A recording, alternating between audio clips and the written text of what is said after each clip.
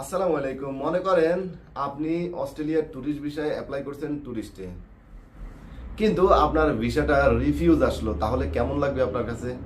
ঠিক সেটাই হলো আমার সাথে। অস্ট্রেলিয়ার জন্য অ্যাপ্লাই করলাম ট্যুরিস্টে, আসলো রিফিউজ। আজকের ভিডিওতে আপনাদেরকে কেন আমার রিফিউজ আসলো, আর আমি কিভাবে অ্যাপ্লাই করলাম, কত টাকাই বা আমার খরচ হলো, কোথায় গিয়ে আমি আমার ফাইল জমা দিলাম, আজকের ভিডিওতে A to Z আলোচনা করব। যারা অস্ট্রেলিয়ার জন্য ট্যুরিস্ট ভিসায় ফাইল জমা দিতে যাচ্ছেন অথবা অ্যাপ্লাই করতে যাচ্ছেন, আজকের ভিডিওটি আপনাদের জন্য খুবই গুরুত্বপূর্ণ। যেহেতু আমি নিজেই অস্ট্রেলিয়ার জন্য অ্যাপ্লাই করছি, সেহেতু আপনাদেরকে কিছু পরামর্শ দিতে পারবো। তার আগে যারা এখনো একটা লাইক করেননি, সাবস্ক্রাইব করেননি, চ্যানেলটিকে একটা সাবস্ক্রাইব করে দিবেন আর একটা লাইক করবেন। অস্ট্রেলিয়া ট্যুরিস্ট ভিসা, এটা পাওয়াটা একটা সোনার হরিণ মনে হয়।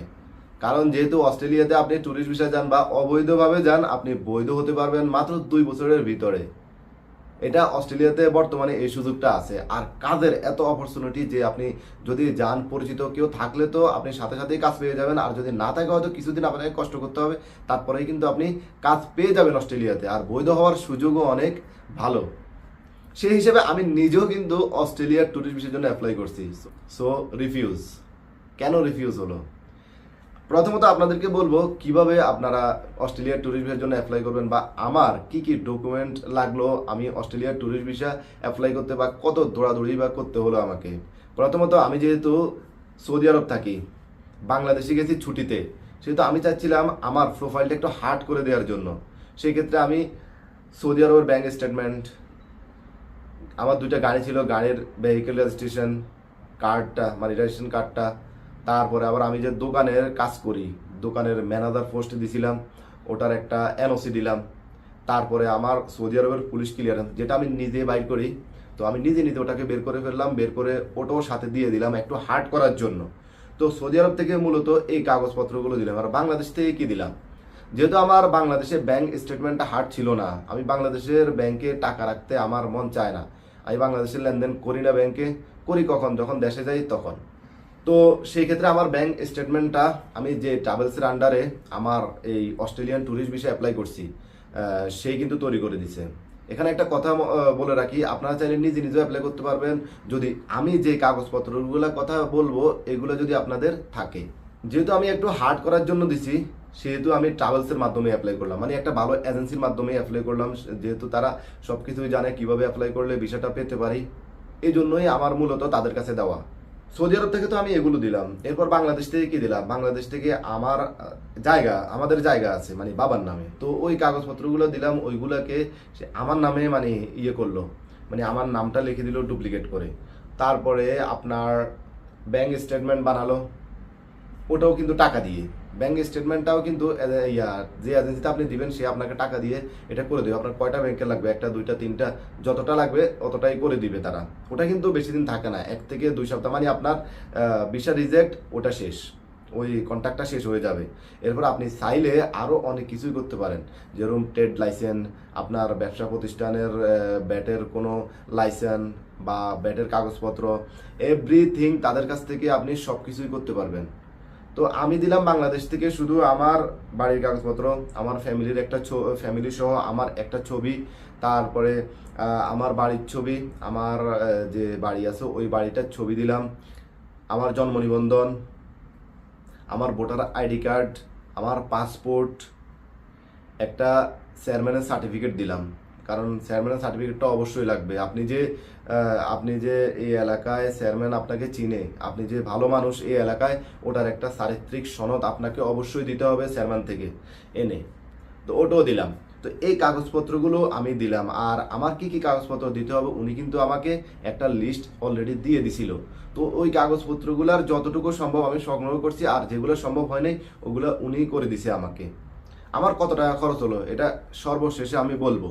আমি যখন সব কাগজপত্র আমার যে এজেন্সি ছিল, যে এজেন্সির মাধ্যমে আমি অ্যাপ্লাই করছি, তো ওই এজেন্সিকে আমি ইমেলের মাধ্যমে পাঠিয়ে দিয়েছিলাম। যেহেতু উনি ছিল ঢাকায়, আমি ছিলাম গ্রামে, তো সেহেতু আমি সব ইমেইলেই দিছি। ইমেইলে দেওয়ার পরে উনি ঠিক 2 দিনের ভিতরে আমার অ্যাপ্লাই করে দিল। আর ইমেইলটাও কিন্তু আমার দিল, ওনার দেয় নাই। এখানে কিন্তু আপনাদের সাথে কিছু বাটফারি করবে এজেন্সি। বাটফারিটা হলো ইমেইলটা আপনাদের দিবে না, তাদের দিবে। যদি আপনাদের ভিসাটা হয়ে যায় তাহলে কিন্তু আপনি তাদের কাছে ধরা থাকবেন। কি ধরা থাকবেন? কারণ ওর কাছেই কিন্তু ভিসা হয়েছে কিনা, রিফিউজ হয়েছে নাকি আপনার গ্যারান্টেড হয়েছে, সব ওদের কাছেই আসবে। ও যদি আপনার কাছে এখন আরো 2 থেকে 3 লাখ টাকা চায়, দাবি করে, আপনি দিতে বাধ্য। না হলে কিন্তু ও আপনাকে বা গ্যারান্টেড যে ফেভারটা আসছে ওটা আপনাকে দিবে না। এই ক্ষেত্রে আপনাদের ইমেলটা আপনি দেওয়ার চেষ্টা করবেন, ওনাকে দিয়ে দিবেন, যে বলবেন যে বিএফএস বা ভিসার জন্য যত ইমেল আসবে সব যেন আমার ইমেলে আসে, আমার ইমেল নাম্বারটা দেন। এবার আমি যখন আমার কাগজপত্র সব ওনাকে দিয়ে দিলাম, ঠিক 2 দিনের ভিতরে আমার অ্যাপ্লাই করা হয়ে গেল। আমার কাছে এসএমএস চলে আসছে, আমি যে অ্যাপ্লাই করছি ওটার ঠিক সম্পূর্ণ এসএমএস চলে আসছে। $100 কত পে করতে হয় ওটা সম্পূর্ণ উনি দিয়ে দিছে। তবে উনি ভালো ছিল, টাকাটা আমার থেকে লাস্টে নিছে, মানে অ্যাপ্লাই করার, বিএফএস এর ডেট নেয়ার পরে তারপরে আমার থেকে টাকাটা নিছে। কিন্তু কোনো এজেন্সি আপনার থেকে কাজ করার পরে টাকা নিবে না, কাজ করার আগেই টাকা নিবে। অ্যাপ্লাই করার পরে উনি আমাকে 1 সপ্তাহের ভিতরে বিএফএস এর ডেট নিয়ে দিল। যেহেতু আমার 1 মাস পরে আমার সৌদি আরব ব্যাক করতে হবে, সেহেতু উনি চাচ্ছিল মানে 1 মাসের ভিতরে যেন আমার অ্যান্সারটা চলে আসে। যদি এখানে আপনার পজিটিভ অ্যান্সার আসে তাহলে তো আমি ওইদিকে চলে যাবো, আর যদি পজিটিভ নেগেটিভ আসে তাহলে আমি এদিকে চলে আসবো। এবার বিএফএসটা আমি কিভাবে ফেস করলাম, উনি আমাকে জিজ্ঞেস করছে বিএফএস এর ডেট 2 রকম আছে, একটা হলো প্রিমিয়াম, একটা হলো নর্মাল। তা আমি নর্মালটাই নিলাম। নর্মালটা সম্ভবত 2 থেকে 3 হাজার টাকা লাগে নিতে, উনি নিয়ে দিচ্ছে আমাকে। আর প্রিমিয়ামটা প্রায় 8 থেকে 12,000 15,000 টাকার মতো লাগে। প্রিমিয়ামটা কি? প্রিমিয়ামটা আপনি প্রতিদিনই পাবেন। আর আপনি যে দিন ডেট নেবেন ওই দিন যে টাইমেই যাবেন, মানে যে কোনো সময় যাবেন, আপনাকে সাথে সাথে বিএফএস এ প্রবেশ করার অনুমতি দিবে। এটা হলো প্রিমিয়াম। আপনি যদি কোনো ডকুমেন্ট ভুল থাকে তারা সেটাকে সংশোধন করে দিবে বিএফএস এর ভিতরে। আর যদি আপনি নর্মালটা নেন তাহলে সবকিছু আপনারটা আপনাকে করতে হবে। যদি আপনি 1টা বাজে টাইম নেন, মনে করেন আপনি দুপুর 1টা বাজে টাইম নিছেন, 12 তারিখ দুপুর 1টা, তাহলে আপনি 12 তারিখ দুপুর 1টা বাজার আধা ঘন্টা আগে যেতে হবে। আপনার টাইম শুরু হবে 15 মিনিট আগ থেকে। আপনাকে টোকেন দেওয়া শুরু করবে। ডালটা টাওয়ারের নিচে বিএফএস এর লোক থাকবে, তারা আপনার ইয়েটা দেখবে আপনার টাইমটা কয়টা বাজে। তো এর 15 মিনিট আগ থেকেই কিন্তু আপনাকে দেওয়া শুরু করবে। আর ভিতরে আপনার ডকুমেন্ট যদি কোনো সমস্যা হয় তারা সমাধান করবে না সেটা, যেহেতু আপনি নর্মাল। এটা আপনার এজেন্সি সবকিছু দিয়ে দিবে। আমার এজেন্সি আমাকে সবকিছু করে দিচ্ছে, তাহলে আমার প্রিমিয়ামটা নেওয়ার কোনো প্রয়োজনই নাই। এই জন্য আমি নর্মালটাই নিলাম। আমি চলে গেলাম টাইমের ঠিক 3 ঘন্টা আগে। আমি মনে করছি ঢুকতে প্রবেশ করতে দেবে, কিন্তু গিয়ে দেখি তারা বলতেছে যে টাইম ওই টাইমের ঠিক 15 মিনিট আগের থেকে তারা সিরিয়াল শুরু করবে। তো 15 মিনিট আগ হলো, আমি চলে গেলাম। ওরা আমাকে একটা টোকেন দিল, টোকেনের মধ্যে নাম্বার আছে, ওই নাম্বারটা নিয়ে আমি চলে গেলাম উপরে, 3 তলা না 4 তলা সম্ভবত। চলে গেলাম, যাওয়ার পরে সিরিয়াল বাই সিরিয়াল ঢুকাচ্ছে, তারা প্রবেশ করাচ্ছে। আর মানি ব্যাগ, জুতা, বেল্ট যত কিছু আছে আপনার সব স্ক্যান করবে, চেক করবে। মোবাইল টোবাইল সব কিছু নিতে পারবেন, সমস্যা নেই। সব কিছুই তারা চেক করবে। চেক করার পর আবার আপনি নিয়ে নেবেন। নেওয়ার পরে যখন আপনি স্ক্যানার থেকে একটু সামনে যাবেন তখন বাম পাশেই অস্ট্রেলিয়ান বিএফএস প্রথমটাই, তারপরে আপনাকে প্রবেশ করতে বলবে। প্রবেশ করার পরে সামনে পড়বে একজন, গ্লাসের ভিতরে একজন মহিলা বা পুরুষ বসে আছে। উনি আপনাকে জিজ্ঞেস করবে, আপনার কাগজপত্রগুলো নেবেন, নেওয়ার পরে জিজ্ঞেস করবে কেন যাচ্ছেন।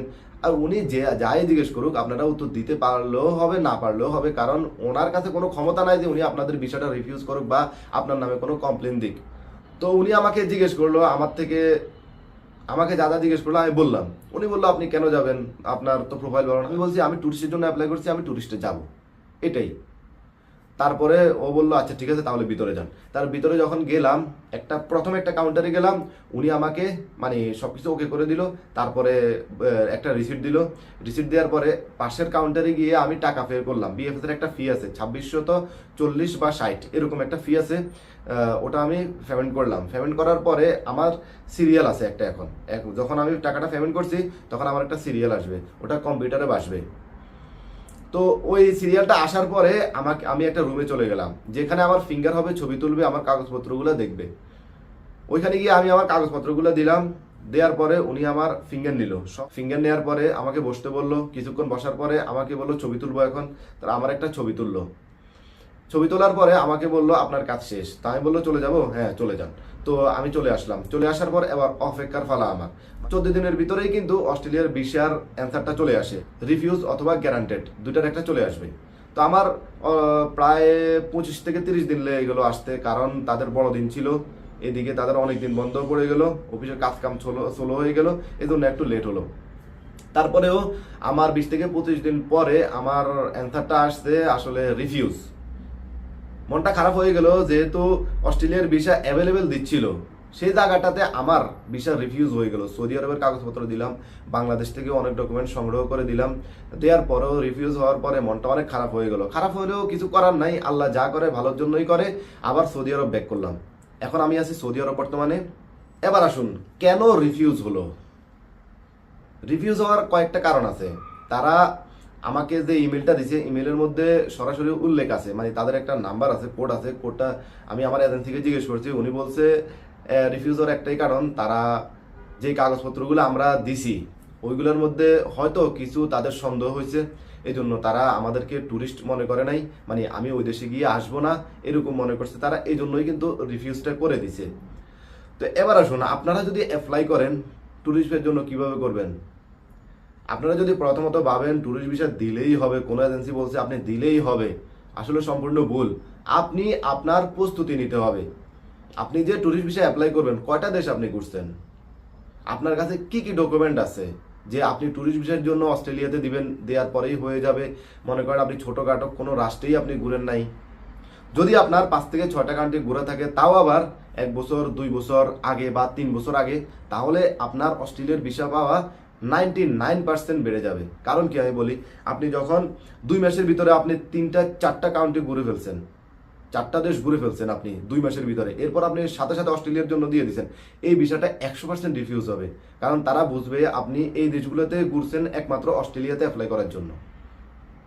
এবার আসুন, এটা তো গেল, ট্যুরিস্টটা তো গেল। এবার আপনি ব্যাংক স্টেটমেন্ট 6 মাস বা 1 বছর আপনি হার্ড করতে হবে। আপনি যদি বিয়ে করে থাকেন তাহলে আপনার ওয়াইফ আর আপনার দোনো অ্যাকাউন্টটা হার্ড করে ফেলবেন।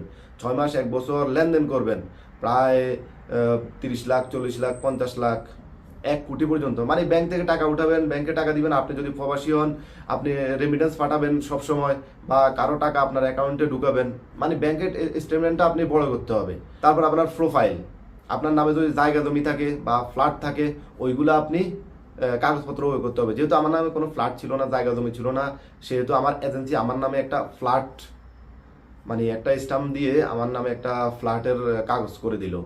তো সব মিলিয়ে আমার খরচ হলো প্রায় 43,000 টাকা, বাংলা টাকায় 43,000। বিএফএস এ গেল 2640 থেকে 60 টাকা। তারপরে এটা অস্ট্রেলিয়ার একটা ফি আছে, তো ওটা 170 বা $80, প্রায় 20,000 টাকার মতো। তো এখান দিয়ে 23,000 টাকা চলে গেছে। আর তাদের ছিল 10,000 টাকা, মানে তারা যে আমাকে অ্যাপ্লাই করে দিবে তাদের ফি ছিল 10,000 টাকা। তারা আমাকে টুকটাক ব্যাংক স্টেটমেন্ট কিছু বানিয়ে দিছে, তো ওটার জন্য আরো প্রায় 12 থেকে 13,000 টাকা আমি বেশি দিতে হয়েছে। আসলে টাকাটা গেছে বড় কথা না, রিফিউজ হয়েছি সেটাও বড় কথা না।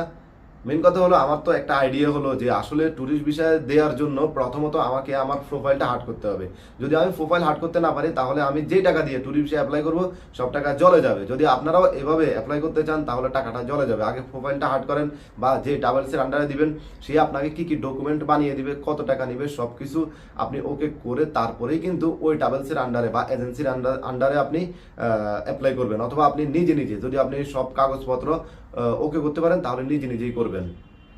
ভিডিওটা ভালো লাগলে অবশ্যই একটি লাইক করবেন, কমেন্ট করবেন, শেয়ার করে দিবেন। আল্লাহ হাফেজ, আসসালামু আলাইকুম।